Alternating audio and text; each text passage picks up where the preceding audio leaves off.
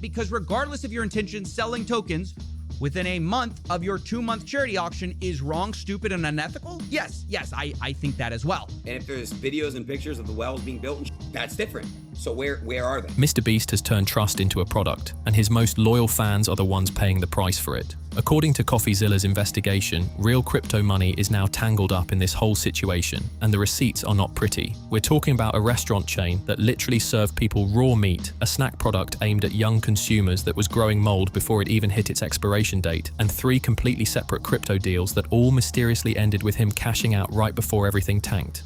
MrBeast sold about $200,000 worth of these tokens. At some point, you gotta stop calling it coincidence and start calling it a strategy. And the wildest part? None of that even scratches the surface of his charity work, which has its own mountain of unanswered questions piling up by the month. So let's get into the crypto side first, because that's where the blueprint is easiest to spot. Because regardless of your intentions, selling tokens within a month of your 2-month charity auction is wrong, stupid, and unethical? Yes, I think that as well.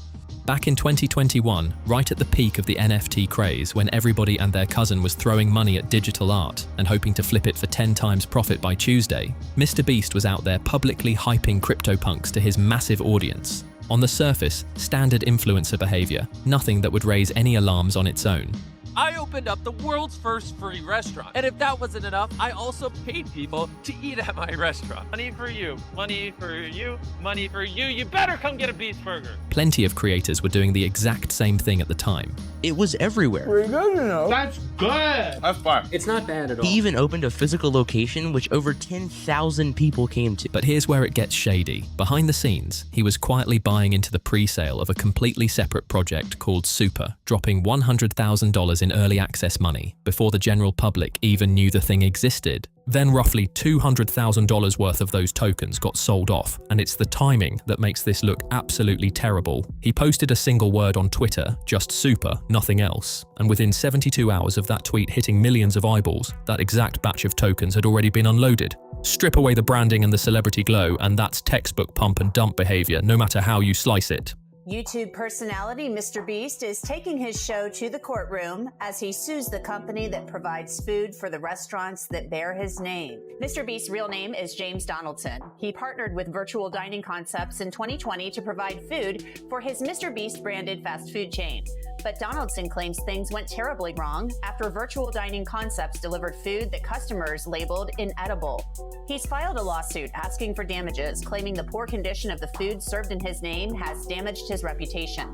Photos of Beast burgers that appear to be uncooked have appeared on social media, one calling the burger wasted money. Now, when the internet started connecting dots and asking real questions, his team rolled out the same rehearsed answer every single time.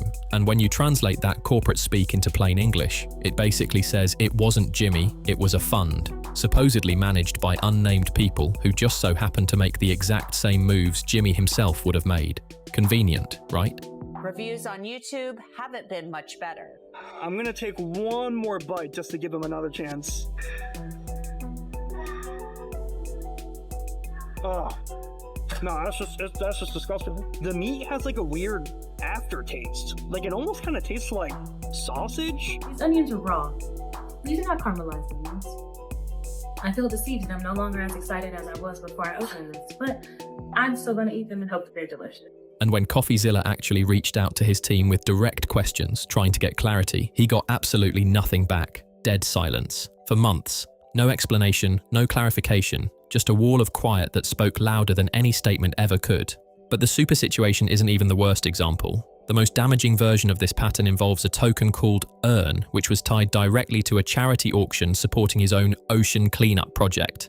Wait, stop scrolling. I just dropped a brand new app and you can win lots of money. And all you have to do is put your finger on the app like this. And the last person to take their finger off the app wins $25,000. The competition starts in 8 days. You can be in practice mode right now and, get some training in. If you're the last to take your finger off this app, you win $25,000. Good luck.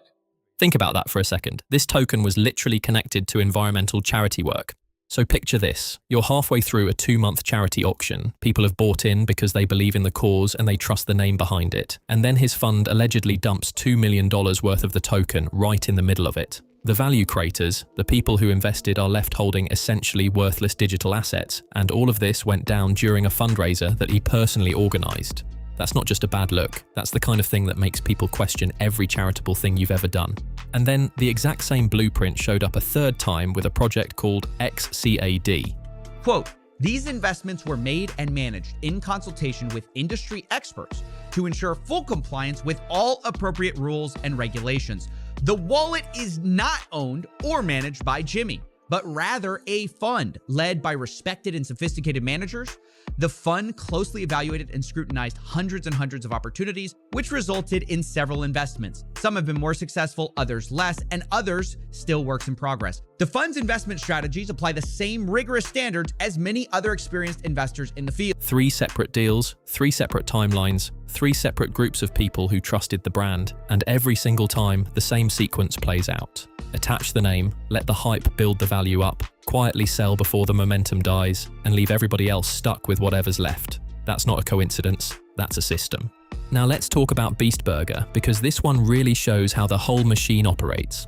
Launched in December 2020, this thing looked absolutely genius on paper. For finger on the app to $100,000 on the line, good luck. A nationwide restaurant chain, and the man never had to step foot in a single kitchen. The concept alone was enough to get people ordering. He linked up with hundreds of ghost kitchens across the country and let his brand do all the heavy lifting. For several reasons. One, I don't have nutrition facts for each part of the kits. For example, how many calories come from Feastables versus the food component. Second, some of the portion sizes aren't the same. The turkey cracker kit from Lunchables is 82 grams, while Lunchleys is 72 grams. 3, there are so many varieties of Lunchables. And for a little while, it genuinely worked because people trusted him enough to order food from kitchens they'd never seen, never visited, and couldn't verify. But here's the thing, you absolutely cannot scale trust faster than you can inspect the people actually making the food, and that gap caught up real quick. These are molded. Okay, so these ones are supposed to be good until December, and we just got them from the store. It says used by December 8th, 2024, and today's date is October 16th. So these are supposed to be good for like another 2 months. This is molded. That's mold. This is not safe, especially like kids that are so young. They may not know what mold looks like, so they might just eat it. It got so bad that MrBeast ended up suing Virtual Dining Concepts, the company running the actual kitchens, claiming they had completely destroyed his reputation by serving food that customers were calling inedible. Photos and videos of raw-looking, undercooked burgers had already been flooding social media by that point, and every single one of them had his face and his brand attached. Giving your entire food operation to random kitchens you've never checked on was always going to blow up eventually. And it didn't take long at all. By early 2021, the internet was plastered with images of undercooked chicken, buns covered in mold, and burgers that looked like somebody assembled them with their eyes closed. And there's mold. Why is there mold in the Lunchley? Oh my god, it's actually disgusting. And because his name was stamped on every single box, every complaint carried 10 times the weight. People weren't just leaving a bad restaurant review, they felt like they were calling out someone they had personally believed in. By 2022, this had snowballed from scattered complaints into a full-blown reputation disaster, and Virtual Dining Concepts fired back with a $100 million countersuit, claiming he had walked away from the whole operation himself. Epic ingredients. This is mold in the cheese, and this is really unhealthy. You should not eat molds. I don't know if this is an issue in the recipe development or packaging. I think it's a packaging issue. The sealant here feels really cheap, like whatever is holding this on the top. It is not vacuum tight. I'm gonna make these pizzas anyways. The entire situation devolved into a legal mess that ripped the curtain back on what the brand really was underneath. A viral concept being treated like a lasting business when it was never built to survive past the initial buzz. Yep, fatal mold is growing in specifically children's foods all across the US, and the FDA will not stop this. Parents were shocked after viral videos show MrBeast, KSI, and Logan Paul's Lunchley being exposed with alleged blue mold spores forming in their cheeses, making not only the cheese allegedly unsafe to eat when you see it, but a lot of mold gets hidden in the middle of the cheese, making it impossible to detect, and it's being consumed and distributed in over 1,000 different retailers across the US to specifically kids. Mass people were dumping out their lunchly in fear of what fatal diseases this would cause, as reports show if ingested, children could experience vomiting, nausea, diarrhea, trouble breathing, skin breaking out, and if young enough, death. And if you experience any of these symptoms, it might be the start of the end for your child. And did he slow down after all that? Not even a little bit. He sped up. Take his finger on the app challenge. Simple idea. Keep your finger on the screen. Last person still touching it wins the cash. But even the first version had unstable servers, and people kept getting randomly booted out of the competition, which obviously made a lot of participants furious. The second version was somehow even messier. Bigger prize pool, way bigger audience, and this time, bots infiltrated the whole thing almost immediately. Jailbroken devices, automated scripts, purpose-built cheating tools, all of it running wild. Real people sat there pressing their thumbs to a screen for hours on end and lost to programs that literally never got tired. Meanwhile, the servers were buckling under the traffic the whole time. Every single venture follows this exact rhythm, a strong concept rushed out before anyone stress-tested it. Massive announcement. I'm opening a theme park in Riyadh, Saudi Arabia on November 13th. People ask me all the time, MrBeast, I want to compete in one of your videos. Well, now you can. This theme park is filled with some of the craziest challenges and most insane prizes we have ever given away. Like all theme parks, we have roller coasters, we have drop towers, we have all that usual stuff. But in Beastland, we also have custom-made games that are inspired off our YouTube channel. This theme park is going to blow your mind, and tickets literally just went live. Beastland opens on November 13th as part of Riyadh season. You can book your tickets through WeBook. Guys, this is going to be awesome. I'll be there opening day. Make sure you buy your tickets before they sell out. Then there's Lunchly, and honestly, this might be the worst entry on the entire list because it crossed the line from disappointing into genuinely concerning territory. It was promoted for months as a healthier alternative that parents could feel good about choosing for their families.